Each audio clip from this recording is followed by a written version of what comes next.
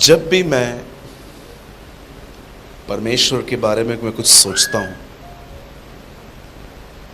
तो मुझे एक चीज जो मुझे हैरान करती है वो ये है कि परमेश्वर एक मनुष्य को बदलने के लिए कितना धीरज धरता है। This is awesome. आप देखिए, अगर आप किसी भी व्यक्ति को पसंद न करें तो आप उसको जल्दी कट ऑफ कर देते हैं, उसको ब्लॉक कर देते हैं, आप बेयर नहीं कर पाते। लेकिन सोचो, परमेश्वर के मोबाइल में ब्लॉक बटन ही नहीं है। परमेश्वर के मोबाइल के अंदर इग्नोर करने का बटन नहीं है। और जब आप और मैं उसके साथ जुड़ जाते हैं, His nature become our nature. उसका स्वभाव हमारा स्वभाव बन जाता है। कभी आपने इस बात के लिए खुदावन का शुक्र किया कि परमेश्वर ने आपके साथ कितना पेशेंस रखा है? सोचिए। इसीलिए जब यिर्मयाह ये बातें सोच रहा था तब वो कहता है, हम मिटे नहीं, ये प्रभु की महाकरुणा का प्रतिफल है। हम मिट नहीं गए।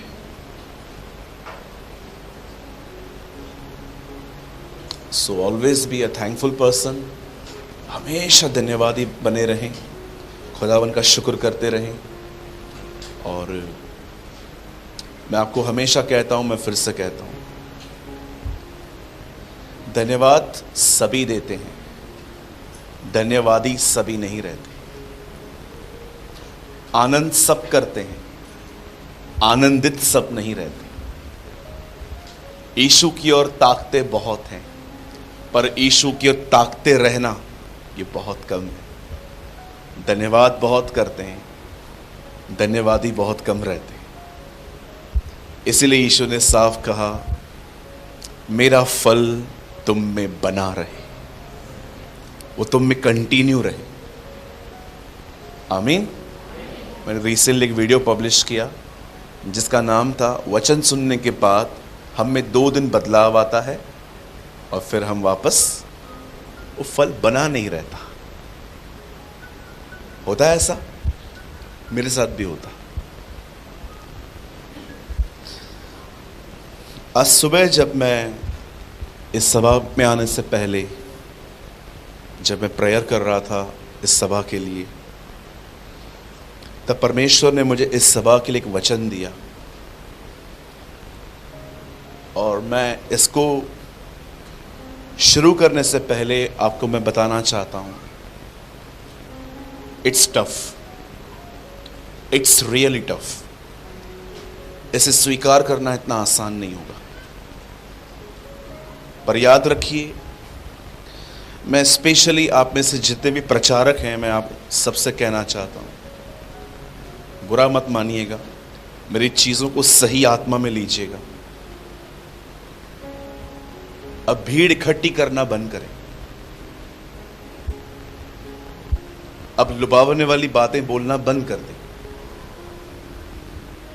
आप बिलीव करते हैं on the day of judgement, न्याय के दिन हमें अपने हर प्रचार का अकाउंट देना पड़ेगा। You are accountable. Uncle Reynold बोंकी ने कहा, जो भीड़ तुम्हें कलीसिया में दिख रही है, क्या वो भीड़ तुम्हें स्वर्ग में दिखेगी?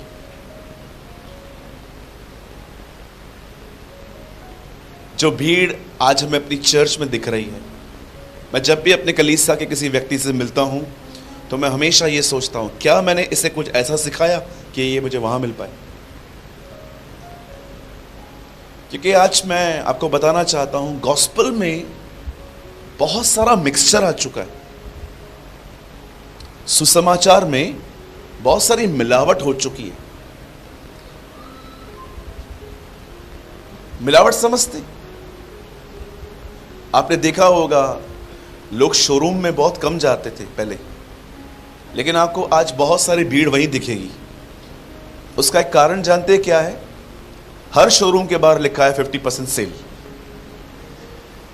40% सेल, मैंने एक शोरूम में देखा था 80% सेल, मैं देखकर आ गया, मैंने लिया कुछ नहीं, मैं देख के आया भाई 80%। तब मैंने देखा कि उन लोगों ने 4000 की चीट 8000 में रखी थी और 80% तो वही कम हो गया। और फिर मैंने उनसे पूछा भाई कितने का है, बोला 1500 रुपये में दे देंगे। और मेरी सोच 8000 की 1500 में ले लो। आप समझ पा रहे हैं? लुभावने वाली बातें। तो ब्रदर, क्या हम लोगों की जरूरतों के बारे में प्रचार ना करें? बिल्कुल करिए। हु टोल्ड यू कि ना करो? गुमराह बेटा क्यों वापस आया? बाप की याद आई कि पेट में दर्द हुआ, भूख लगी उसे। उसके बाप ने नहीं कहा उसको नहीं, ये रीजन नहीं है आने का तेरा, उसको एक्सेप्ट किया। पर माय क्वेश्चन इज, जब एक व्यक्ति हमारे मत में आता है, प्रभु यीशु मसीह पर विश्वास करता है, क्या हम उसके बाद उसे चेला बनने की शिक्षा दे रहे हैं? सोचो, क्या कोई आपकी जिंदगी को देखकर चौंकता है?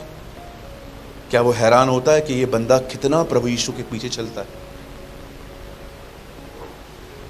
इसलिए मैं आपसे कहना चाहता हूं, आज का वचन थोड़ा टफ है, लेकिन इसे स्वीकार करिए।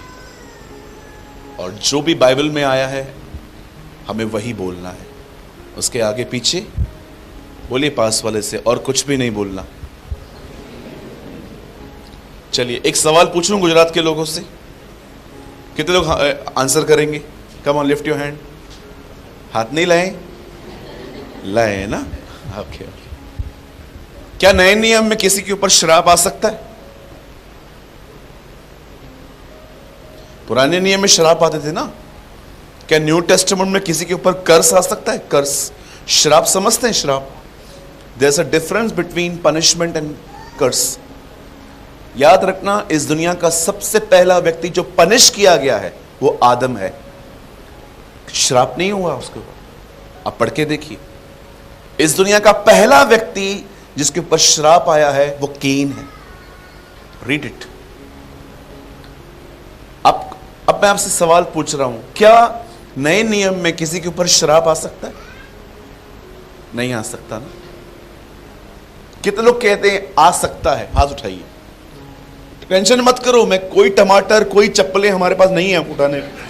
कौन, कितने लोग कहते हैं आ सकता है? हाथ उठाइए। एक और कोई? कितने लोग कहते हैं नहीं आ सकता?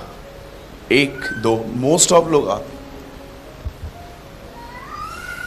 बहन, I am agree with you, आ सकता, बिल्कुल आ सकता।